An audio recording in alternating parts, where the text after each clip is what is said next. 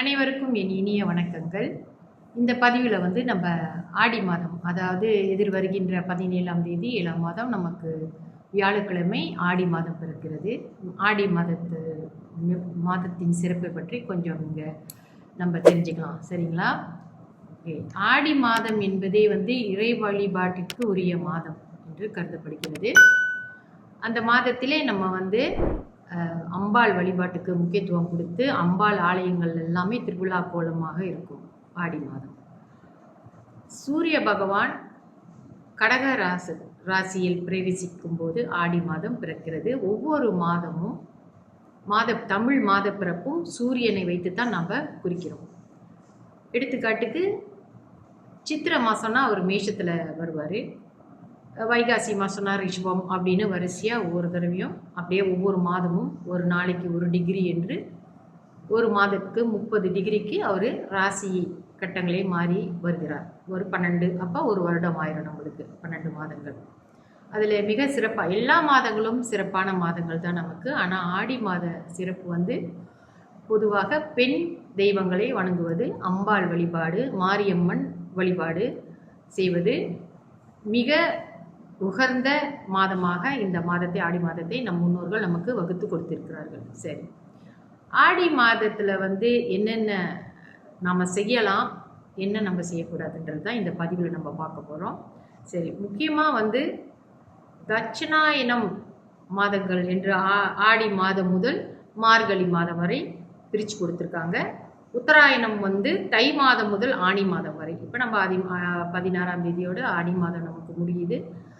17ஆம் தேதி ஆடி மாதம் ஆரம்பமாகிறது. இது ரொம்ப புண்ணிய விசேஷ கால மாதம் அப்படின்னு நம்ம முன்னோர்கள் நம்மளுக்கு எல்லா மாதங்களும் விசேஷம்தான். ஆனால் இதில் இந்த மாதத்தில் நமக்கு இந்த பூமியில் கிடைக்கிற அந்த கதிரொளி மிகவும் நல்ல ஒரு வைப்ரேஷனை கொடுக்குது. எல்லாருக்கும் கொஞ்சம் அதிக கூடுதலாக இருக்குது அப்படின்னு சொல்கிறாங்க.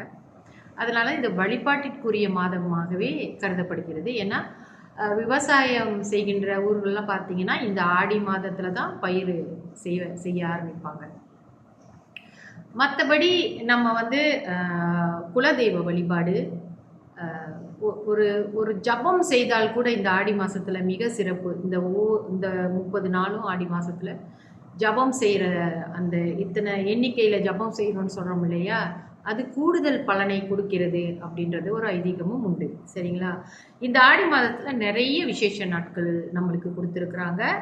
ஆடி அமாவாசை, அதாவது நம்ம முன்னோர்கள் வழிபாடு, முன்னோர்களுக்காக திதி கொடுப்போம் நம்ம, முக்கியமாக அதை நம்ம செஞ்சாகணும். அதுக்கு அங்கிட்டு பார்த்தீங்கன்னா ஆடிப்பெருக்கு வரும்.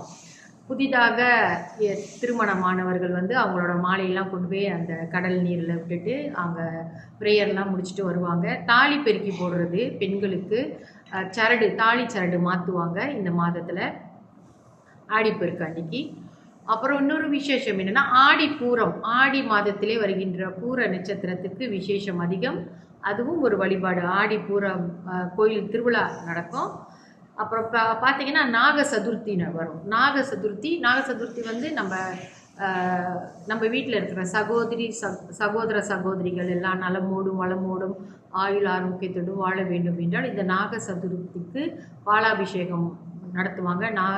நாகர்கள் இருக்கிற ஆலயத்தில், நாகம்மா கோயிலெல்லாம் நீங்கள் பார்த்தீங்கன்னா ரொம்ப விசேஷமாக நடக்கும். அதுக்கு மறுநாள் நீங்கள் பார்த்தீங்கன்னா பஞ்சமி வரும். கருட பஞ்சமி, அப்புறம் நாக பஞ்சமியும் செய்வாங்க. சிலர் நாக சதுர்த்தி செய்வாங்க, சில பேர் நாக பஞ்சமி செய்வாங்க. இது எல்லாமே நாகதோஷம் உள்ளவர்கள், சில தோஷகரமான ஜாதக அமைப்பு உள்ளவர்களுக்கு இந்த நாக சதுர்த்தியில் போயிட்டு நாகங்களுக்கு நீங்கள் வழிபாடு செய்யும் பொழுது, ஆராதனை, அபிஷேகம் இதிலெல்லாம் நீங்கள் கலந்து கொள்ளும் பொழுதும் அந்த தோஷங்கள் நம்மளை விட்டு விலகும் அப்படின்னு சொல்லப்பட்டிருக்கு. நம்மளுக்கு எல்லாத்துக்குமே ஒரு வழி இருக்கும். நம்ம ஒவ்வொரு நாளும் ஒவ்வொரு பொழுதும் நமக்கு ரொம்ப நன்மைகள் கொடுக்கக்கூடிய அளவுக்கு தான் இருக்குது. அதை நம்ம வகுத்து பிரித்து பார்த்து அறிந்து கொள்வதற்கு நமக்கு அறிவு வேண்டும், அல்லது நம்ம பெரியவங்க சொன்னதை கேட்டு நடந்து கொள்ள வேண்டும். ஸோ இது மாதிரி நாகம்மா கோயிலெல்லாம் பார்த்திங்கன்னா ரொம்ப விசேஷமாக இருக்கும். நாக சதுர்த்தி கட்டாயமாக போய் கலந்துக்கோங்க. வருஷத்தில் நம்மளுக்கு ஆடி மாதத்தில் ஒரு தடவை தான் வருது நாக பஞ்சமி, கருட பஞ்சமி இதெல்லாம். அப்புறம் வந்து ஆடி 18ஆம் பெருக்கு வரும். ஆடி 18 அது ரொம்ப சிறப்பு. எல்லாம் போய் தண்ணியில் குளிக்க போவாங்க. மண்டி சஃபார் சொல்லுவாங்க மலையில் பாருங்க. நம்ம வந்து ஆடி 18க்கு போய் கடல் நீரில் குளிச்சுட்டு வந்தோம்னா அந்த ஒரு வருஷத்துக்கு ஏற்பட்ட தோஷங்கள், கண்ணாறு, கண் திசை எல்லாமே போக்கக்கூடிய வல்லமை பெற்றது அந்த அந்த கடல் பெருக்கு. அங்கே போயிட்டு கவனமாக எல்லாம் குளிச்சுட்டு வரணும். சரிங்களா? அடுத்தபடி பார்த்தீங்கன்னா தொடர்ந்து வரலட்சுமி விரதம் வரும். அப்புறம் ஆணி அவிட்டம் அவிட்ட நட்சத்திரம் ஆணி மாதத்திலே, அதாவது மன்னிக்கணும், ஆடி கார்த்திகை நட்சத்திரம், ஆடி மாசத்திலே வருகின்ற கார்த்திகை நட்சத்திரம் மிகவும் விசேஷமானது. வரலட்சுமி விரதம் இந்த மாதிரி எல்லா விதமான வழிபாட்டுக்குரிய நாட்கள் எல்லாமே முக்காவாசி இந்த ஆடி மாசத்திலே வந்துடும். சரிங்களா? அடுத்தபடியாக இந்த மாசத்துல நம்ம என்ன செய்யக்கூடாது? இப்போ வந்து நம்ம என்ன செய்யலாம்? வழிபாடு தான் முக்கியமாக நம்ம சொல்கிறோம். அதாவது மந்திர ஜபம், யாகம், ஹோமம் இதெல்லாம் நம்ம செய்யலாம்.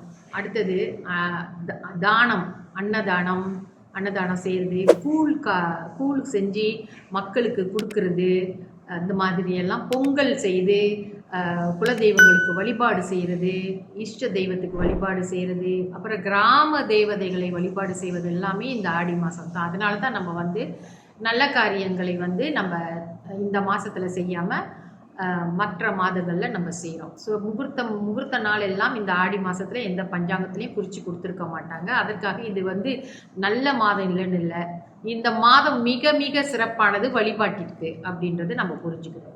அடுத்தபடியாக என்ன நம்ம செய்யக்கூடாது அப்படின்னு சொன்னால், நிச்சயமாக முடி இறக்குற வேலை, குழந்தைகளுக்கு போய் முடி இறக்குற வேலை செய்யக்கூடாது.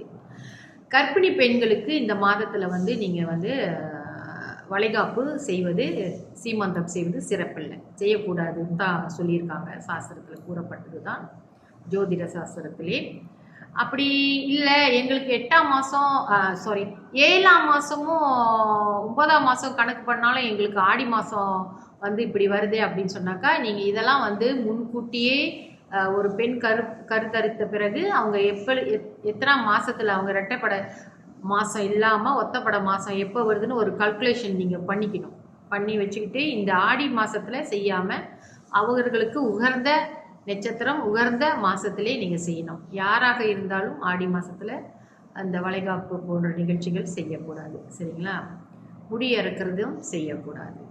ஆனால் மற்ற ஏதாவது வேண்டுதல்கள் இருந்தால், சில பேர் வந்து உருள் தண்டம் எடுத்திருப்பாங்க, சில பேர் பால் குடம் எடுக்கணும்னு வேண்டியிருப்பாங்க, அதெல்லாம் செய்யலாம். சரிங்களா? இறைவனுக்கு செலுத்தக்கூடிய காணிக்கைகளை நம்ம செய்யலாம். நம்ம மனுஷாளுக்கு செய்யக்கூடிய சுபகாரியங்களை தான் நம்ம நிப்பாட்டி வைக்கிறோம். அதனால இந்த மாதம் வந்து ஒரு நல்ல மாதம் இல்லைன்றது கருத்து கிடையாது. மிகவும் மிக சிறப்பான மாதம், வழிபாட்டுக்குரிய மாதம். அதுதான் ஆடி மாதத்தோட சிறப்பு. இன்னும் ஆடி மாதத்தை பற்றி பேசினா நிறைய இருக்குது பேசுகிறதுக்கு. இந்த ஆடி மாதத்தில் நம்ம தியானம், ஜபம், அம்பாளுடைய நாமங்களை சொல்லி ஜபிக்கிறது, அர்ச்சனை செய்வது, ஆராதனை செய்வது, இதெல்லாம் நம்ம செய்தோம் என்றால் இந்த ஒரு மாதத்திற்கு நமக்கு பல நன்மைகளை பயக்கும். இன்னொரு விஷயம் என்னென்னா, அவங்க வீட்டில் நெடுநாளாக நோய்வாய்ப்பட்டவர்கள் இருந்தார்கள் என்றாலும் கூட நீங்கள் இந்த ஆடி மாதத்திலே அன்றாடம் அவர்களுக்கு வேண்டிக் கொண்டு ஒரு விளக்கு வீட்டில் போட்டாலும் சரி, நீங்கள் ஆலயத்துக்கு சென்று விளக்கேற்றினாலும் சரி, அவர்களுக்காக நோய் சீக்கிரமாக அவர்களுக்கு குணமாக வேண்டும் என்று, அவர்கள் சிரமப்படக்கூடாது அப்படின்னு சொல்லிட்டு விளக்கு போட்டுட்டு வர்றது ரொம்ப நல்லது. இது வந்து பெண்களுக்கு.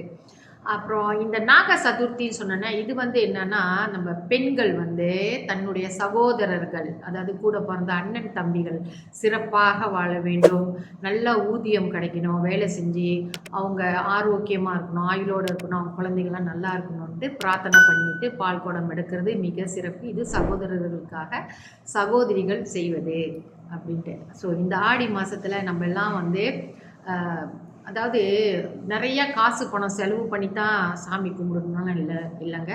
மனசார அன்போடு அம்பாளுடைய கருணையை பெற்றுக்கொள்வதற்காக இந்த ஆடி மாதம் முழுவதும் நம்ம விசேஷமாக சாமி கும்பிடுவோம். நம்மளோட ப்ரேயர் டைமை வந்து அதிகமாக்கி கொள்வோம். வெள்ளிக்கிழமை ஆடி வெள்ளி, வெள்ளி, 2வது வெள்ளி, 3வது வெள்ளி அப்படி நம்ம கணக்கு பண்ணி வெள்ளிக்கிழமையில் கூழ் காய்ச்சி கோயிலுக்கு கொண்டு போய் கொடுக்கறது இதெல்லாம் மிக சிறப்பு. கூழ் நீங்கள் செஞ்சீங்கன்னாக்கா மத்தியான வேளையில் கொடுக்கக்கூடிய கூழ் வந்து நீங்கள் வந்து தயிர் போட்டு செய்யலாம். ஆனால் இரவு வேளையிலே நீங்கள் யாழைகளுக்கு கஞ்சி கூழ் கொடுப்பதென்றால் தயிர் கலக்காதீங்க, அது உடலுக்கு நல்லதல்ல.